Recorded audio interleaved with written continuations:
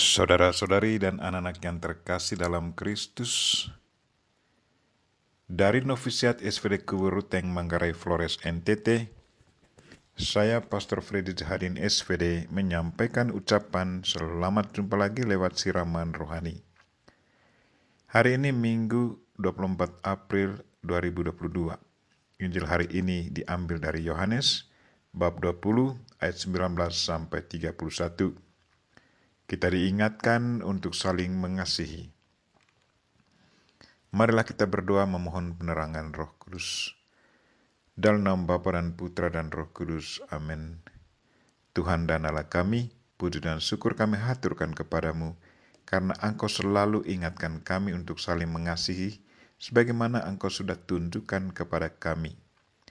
Kami mohon gerakanlah hati dan pikiran kami untuk selalu berbelas kasihan kepada sesama, dan wujud nyatakan iman dan kasih kami dalam kehidupan harian kami.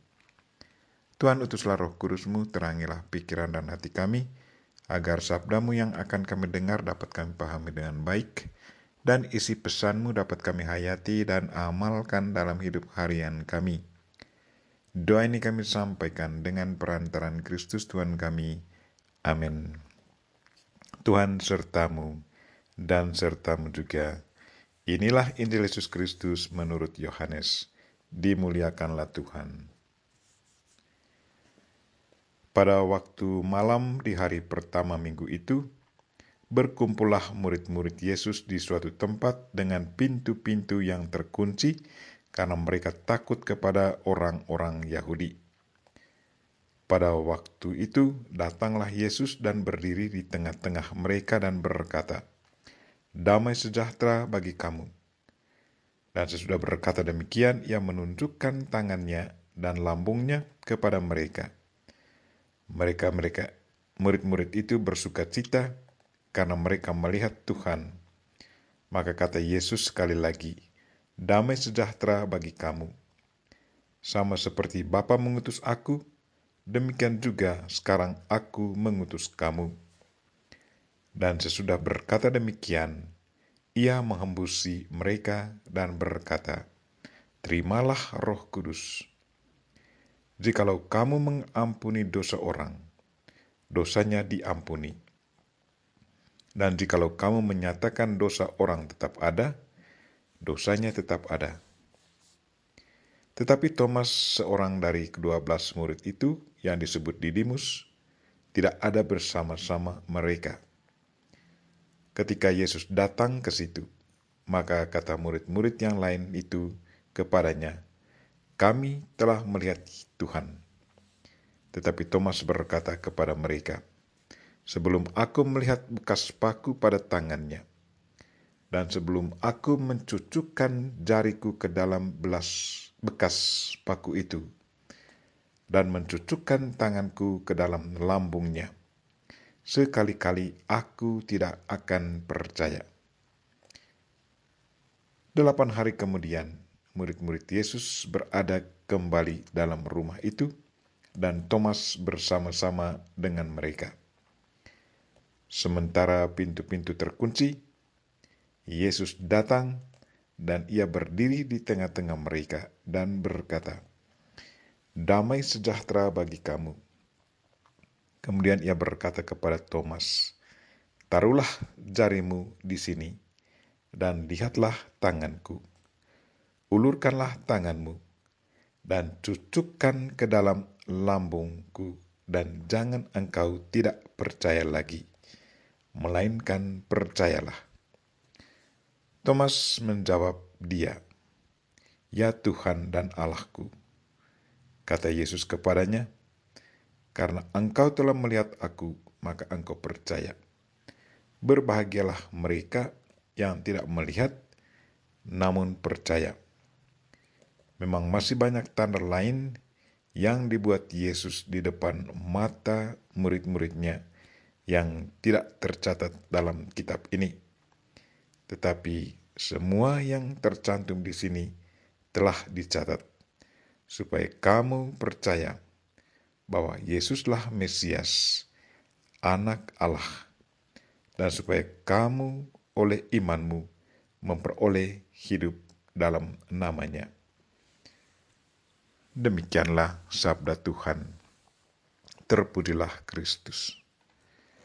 Saudara-saudari dan anak-anak yang terkasih dalam Kristus, tema renungan kita hari ini ialah mari kita saling mengasihi. Hari ini kita merayakan Minggu Kerahiman Ilahi. Sembari kita merayakan Minggu Kerahiman, kita diingatkan dan didorong untuk dengan penuh iman menyampaikan syukur atas kerahiman Tuhan yang selalu kita terima dan alami setiap saat dalam hidup kita.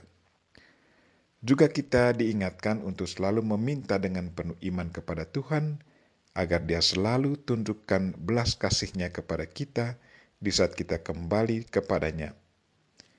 Selain itu, kita pun diingatkan untuk memohon padanya, agar iman dan perbuatan selalu kita wujud nyatakan dalam perbuatan nyata.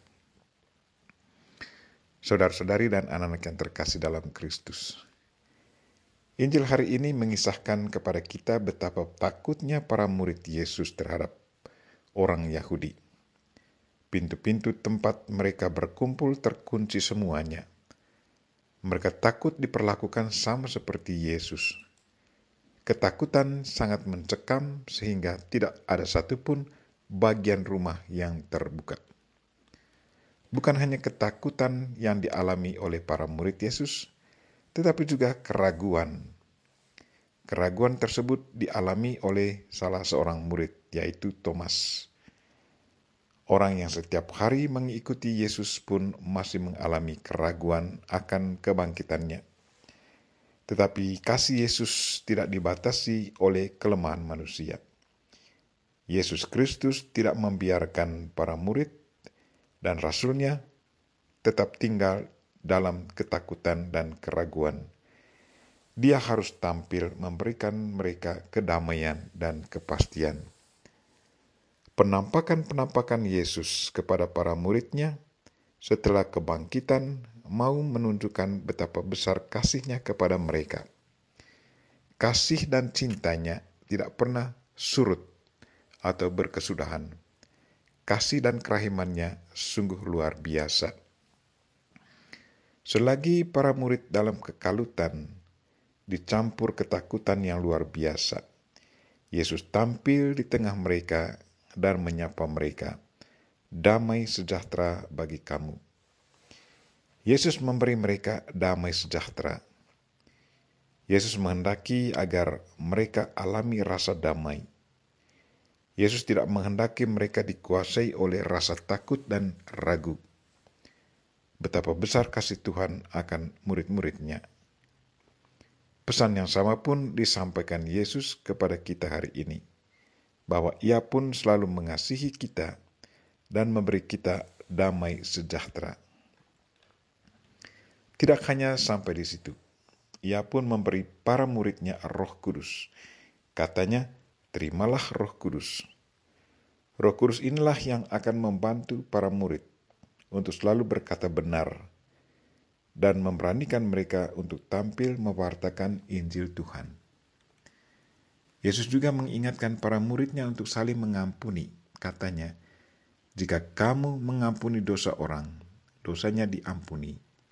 Dan jikalau kamu menyatakan dosanya tetap ada, dosanya tetap ada."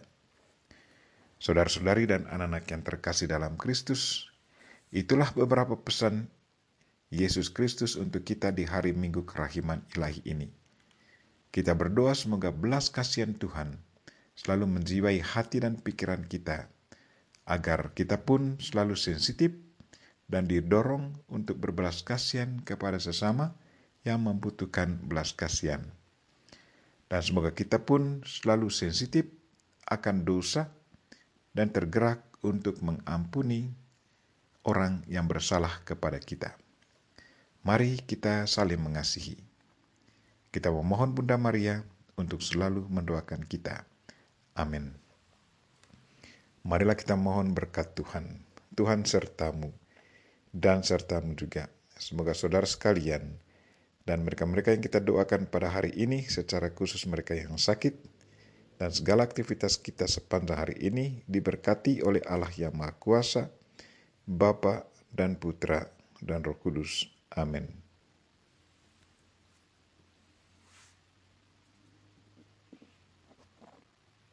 Terima kasih sudah nonton. Jangan lupa like, subscribe, dan share ya.